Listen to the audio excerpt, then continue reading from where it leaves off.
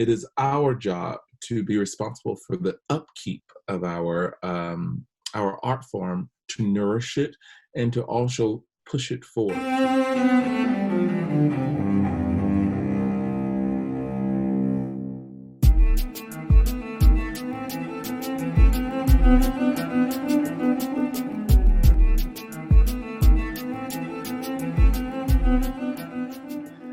Welcome to Arts Engines. I am your host, Aaron Dworkin.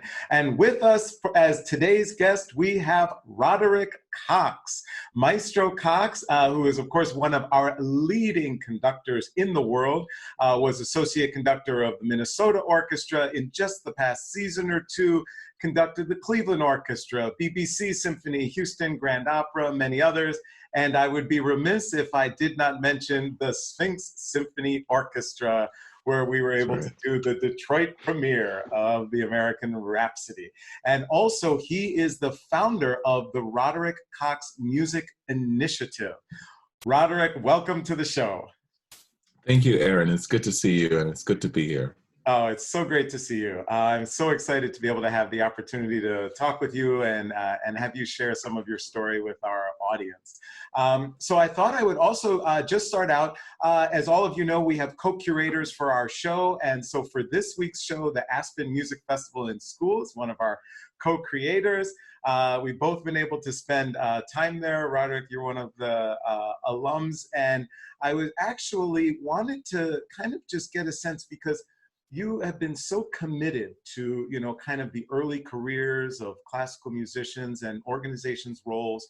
And I think about in my own life, you know, how Interlochen Arts Academy, where I went to high school, University of Michigan, Encore Summer Program, where I went, the role that they played in my life. And just wondering for you, how have kind of organizations played a role for you in your life like that? And especially, how has Aspen played a role for you?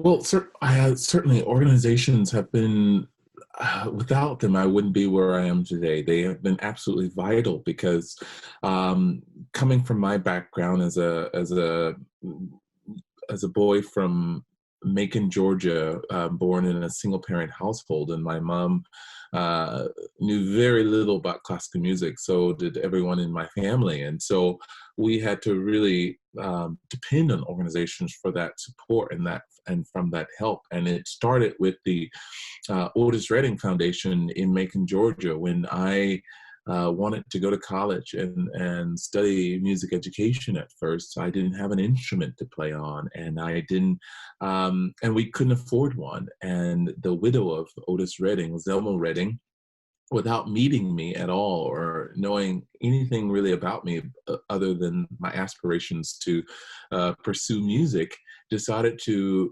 buy me a French horn so that I can go to college. And the only condition was that I made good grades and reported it back.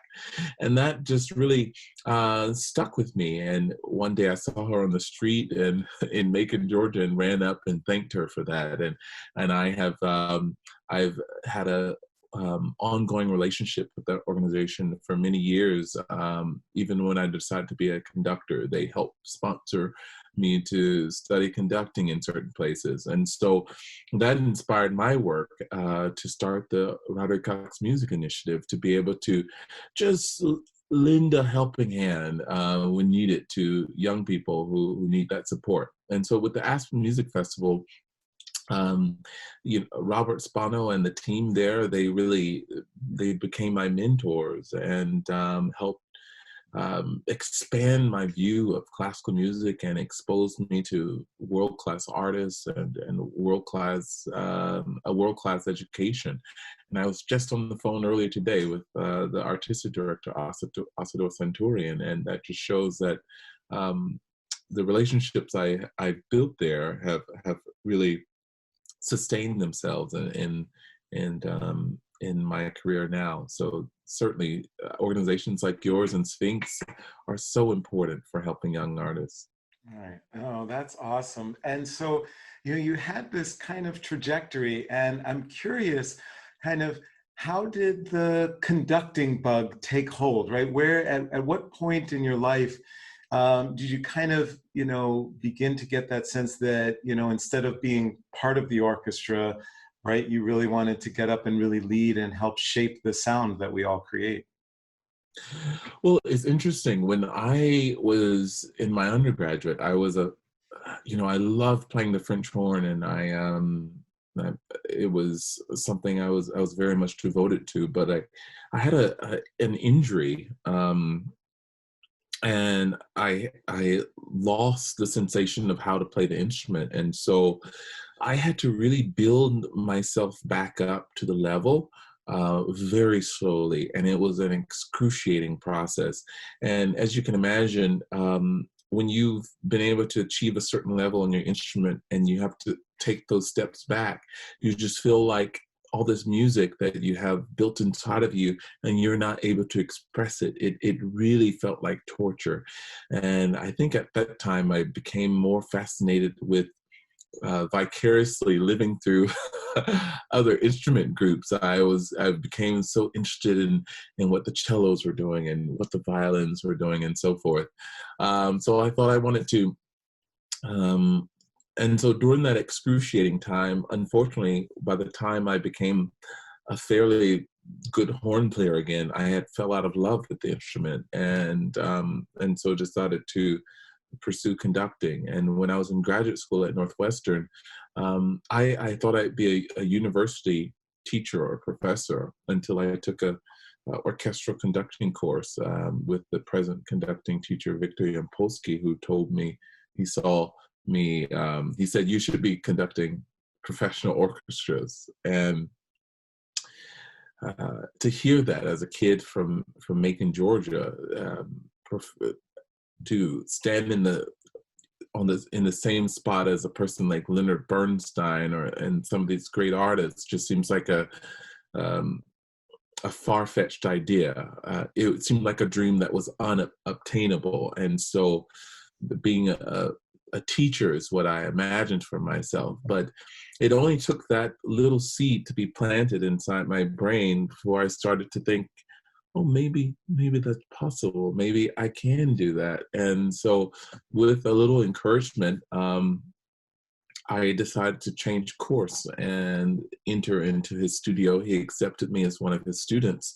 And I started to really study orchestral conducting very seriously with the purpose of being a professional conductor, and haven't turned back. Haven't turned back yet. Well, that's awesome. And we all get to benefit from that decision. So, and it's amazing, this kind of role that mentors, that, certain professionals who are further along or established in our fields, oftentimes I think they may not even realize how a few small words they share can change and inspire and literally alter the trajectory of an aspiring musician's life. So it's amazing to hear.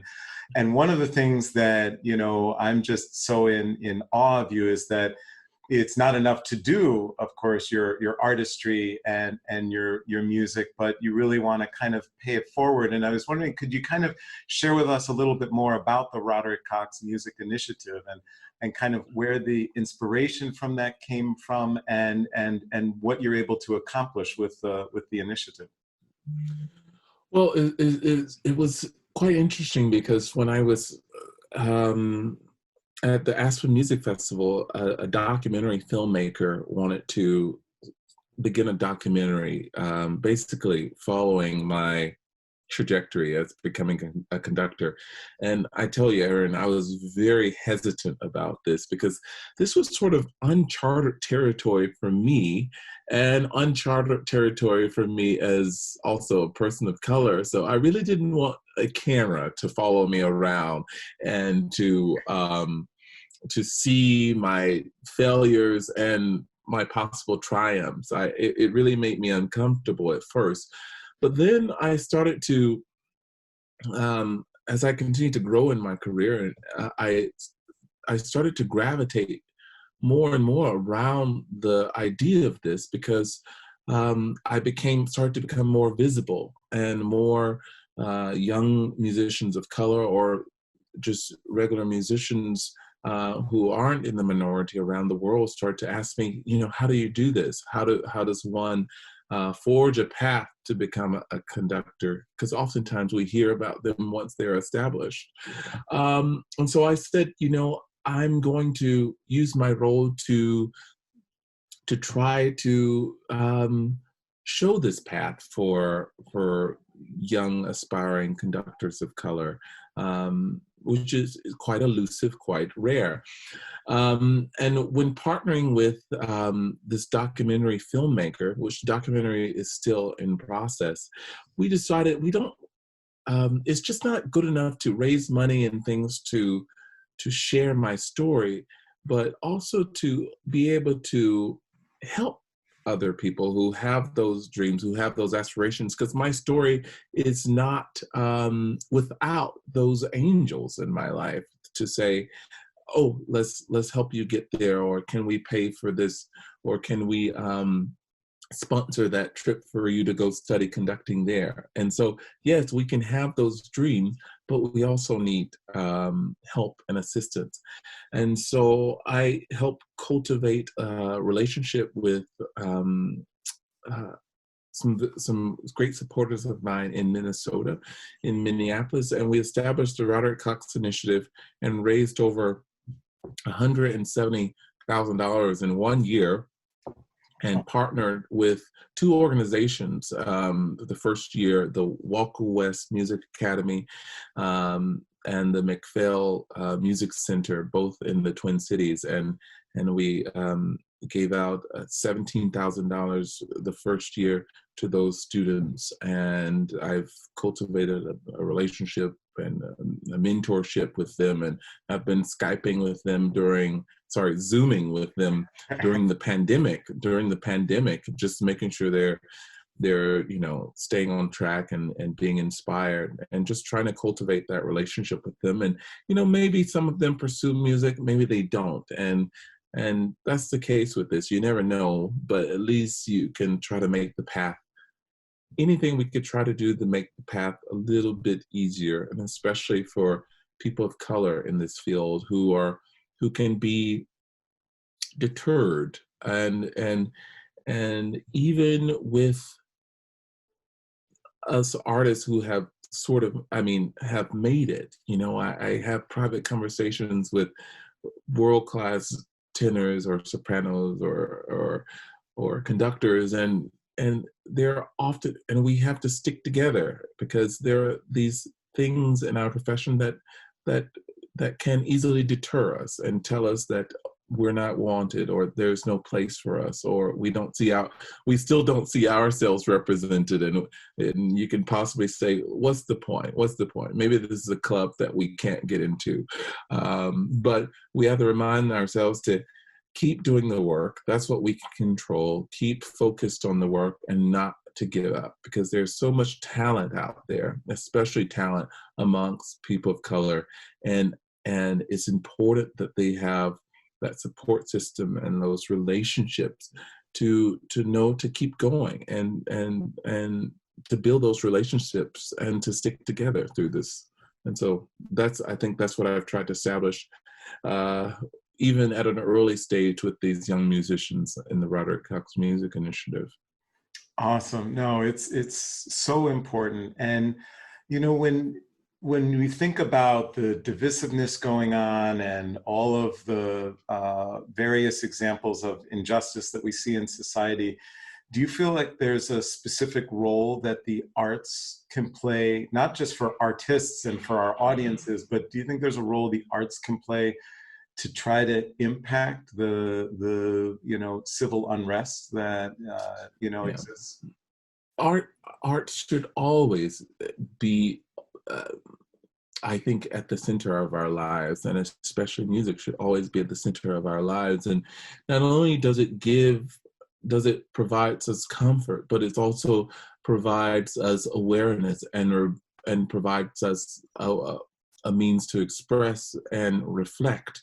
Music is not always it shouldn't always make us feel good. It should also make us uncomfortable and think, and it should also teach us about one another. And I think it would be a travesty that if after everything that happens, that our industry goes back to, I suppose, what is the norm.